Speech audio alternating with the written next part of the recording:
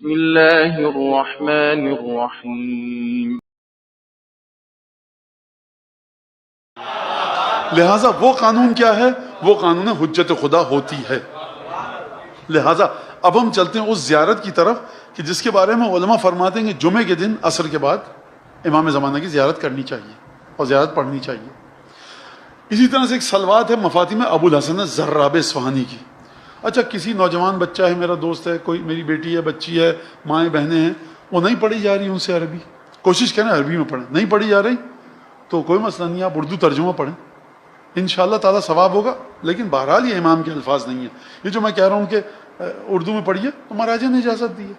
کچھ تو معرفت بڑھے گی، کچھ چیزیں سمجھ میں آئیں گی، بات کیا کی جا رہی ہے دعاؤں میں سمجھ میں آئے گی.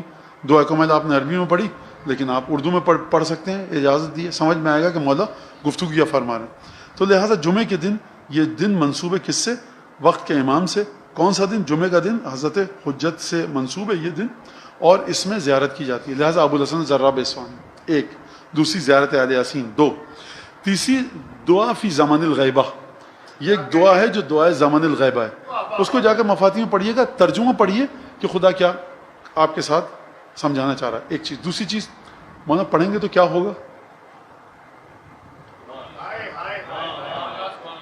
بھائی یہ تو سوال آپ کو نہیں کرنا چاہیے. آپ کو امام حسن کی محبت مل گئی تو کیا ہو گیا؟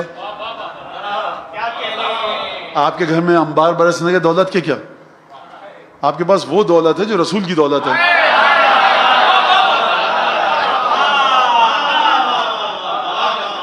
جناب سیدہ امام حسن امام حسین کے لیے کیا فرما رہی؟ تو آپ اس کو سمجھیے. ایک چیز.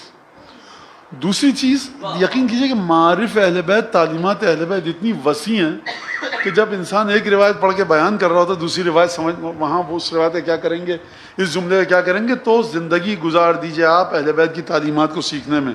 بہار الانوار کی 110 جلدیں، وسائل الشیعہ کی 30 جلدیں، اصول کافی کی 10-12 جلدیں، جتنی ڈھیروں اتنی ہماری احادیث کی کتابیں ہیں کہ اگر آپ رکھنا شروع کریں تو یہ اس طرح سے پورے چھت تک شاید لگ جائے.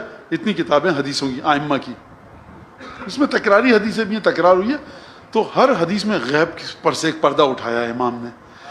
اب اس کو کس طرح سے کیا جائے؟ کیا ہوگا؟ ہوگا ہی کہ آپ اپنے امام سے جڑیں گے. پھر جڑ جائیں گے تو کیا ہوگا؟ اس کا جواب دیا ہے امیر المومنین نے امام حسن مجتبیٰ کی زمانی رسول خدا کے ذریعے.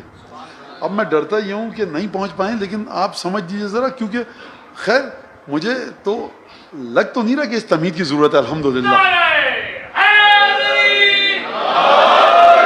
کیونکہ بڑی خوبصورتی کے ساتھ آپ سن رہے ہیں الحمدللہ. لیکن بہرحال انسان چاہتا ہے کہ اچھی طرح سے مستحکم کر کے اپنی بات کو انجام دے. اگر نہیں جڑیں گے امام سے کیا ہوگا؟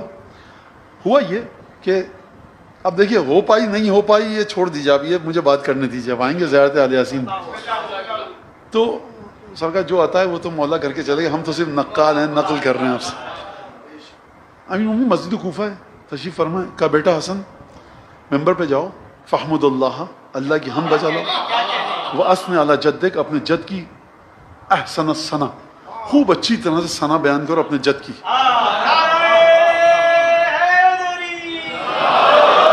اور اس کے بعد یہ کہو کہ لعن اللہ علی عبد ابق عن سیدہ، لعن اللہ علی ولد اق والدیہ، ولعن اللہ غنما ضل عن رعیہ.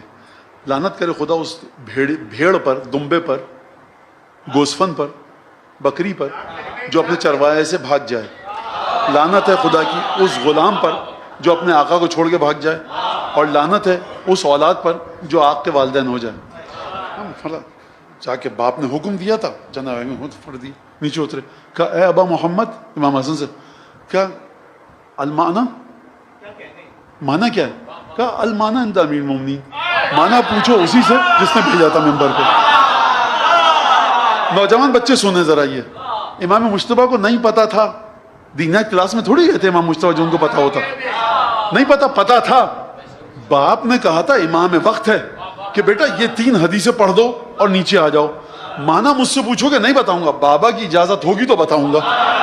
المعنی عند امیر المومنین. کہا جاؤ جا کر پوچھو. کہ یا علی یہ کیا تھا؟ آپ نے کہا کہ دیکھو اب آپ سنیے گا حدیث کو، اور واقعاً آپ بڑے ذوق سے سن رہے ہیں اس لیے میں اس حدیث تک آ گیا. کیوں آیا ہوں اس حدیث تک؟ کہ رابطہ آپ کا برقرار رہے اپنے امام عصر سے. امام یہ چاہتے ہیں. اچھا فرمایا دیکھو یہی دن تھا میں نے نماز پڑھی رسول خدا کے ساتھ, اور کیا واقعا میں جب اس روایت کو پڑھتا ہوں بس خدا انشاءاللہ مولا کے صدقے میں کرم کرے بس ہم پر, کہ اخذ بیدی رسول اللہ, رسول خدا نے میرا ہاتھ تھاما. کون کہہ رہا ہے؟ جناب امیر. وضم الی صدری ضما شدیدا, ہاتھ پکڑ کے اپنے سینے پر نہیں رکھا, سینے پر رکھ کے دبایا. اب علی کے ہاتھ میں کیا سکون ہے, رسول خدا سینے پر. آپ کو جو نام ہے نا امیر المومنین کے نام سے سکون ملتا ہے زری دیکھ کے, یہ بڑی عجیب بدعت ہے, اس بدعت میں بڑا سکون ہے. تو آپ ضمن شدیدہ, یہ آپ کے اندر رسول خدا کا لطف شامل ہے آپ کی روحوں پر, کہ جو آپ کو امیر المومنین سے انسیت اور محبت ہے. اور امیر رسول خدا نے یہ تینوں حدیثیں فرمائیں, کہا کہ علی لعنت ہے اس پر جو یہ کرے, کہو آمین. میں نے آمین کہا. کونے سے مسجد کی ایک اور آواز آئی آمین. کہ علی لعنت کرو اس اولاد پر جو اپنے باپ کا آگ ہو جائے, ماں باپ کا. میں نے کہا لعنت, کہا کہ آمین کہو. میں نے آمین کہا. مسجد کے کونے سے آواز آئی آمین. کہا کہ لعنت کرو اس دمبے پر, اس گوسفند پر جو بھاگ جائے چھوڑ کر اپنے چرواہے کو, کہ میں نے کہا آمین. مسجد کے کونے سے آئی آمین. 3 جملے تھے نا, تو تینوں جملوں کے اوپر کہا علی کہو آمین. میں نے کہا آمین. پھر فرمایا رسول خدا نے دیکھو میں اور تم اس امت کے چرواہوں کی طرح ہیں. امت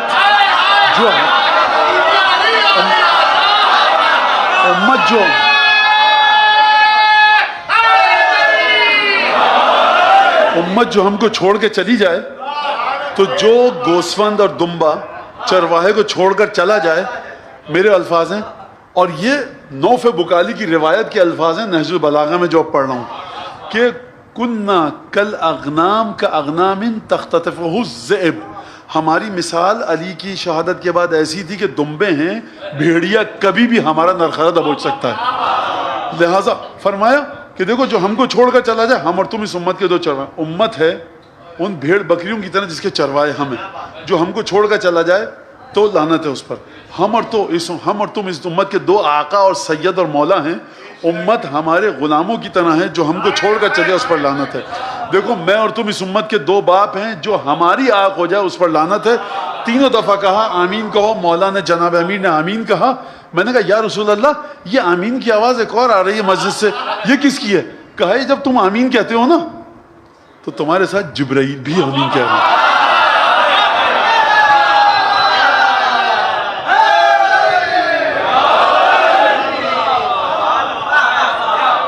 لہٰذا اگر آپ کا امام وقت سے رابطہ ٹوٹ جائے, اصول کافی کی روایت ہے, شفاعت پل صراط پر ہم اس کی کروائیں گے نعرفہ و یعرفنا, جس کو ہم پہچانتے ہوں اور وہ ہم کو پہچانتا ہو.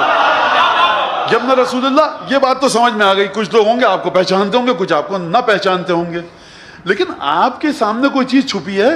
آپ تو شجرے جانتے ہیں لوگوں کے, تو کون ایسا ہوگا دوست ہو یا دشمن, آپ تو سب کو پہچانتے ہیں. نعرفہ باقرار ولایتنا, جس کو ہم پہچانتے ہوں اس خصوصیت کے ساتھ کہ ہماری ولایت کا مقر اور معترف ہو. لہٰذا یہ جو زیارت آل یاسین ہے, یہ ہے کیا؟ ایک دفعہ آپ کو روز صبح حکم دیا گیا دعائے عہد پڑھنے کا, العجل العجل یا مولا یا صاحب الزمان, اور ایک دفعہ جمعے کے دن پڑھنے کا حکم دیا گیا. یعنی کیا مطلب؟ یہ تمہارے ذہن میں خیال رہے 8ویں امام کی روایت کے مطابق, الا وان لکل معموم بیعۃ فی عنق اولیائہ و شیعتہ, ہمارا ہر شیعہ جو ہے اس کی گردن میں جتنے اماموں کو وہ مانتا ہے, 12 کی بیعت کا طوق ہم سب کی گردن میں ہے. لہٰذا اقرار کریے زمانے کے امام کا, کیونکہ من مات ولم یعرف امام زمانے کے امام کی معرفت کے ساتھ مرو. اور واقعہ اتنا عجیب ہے کہ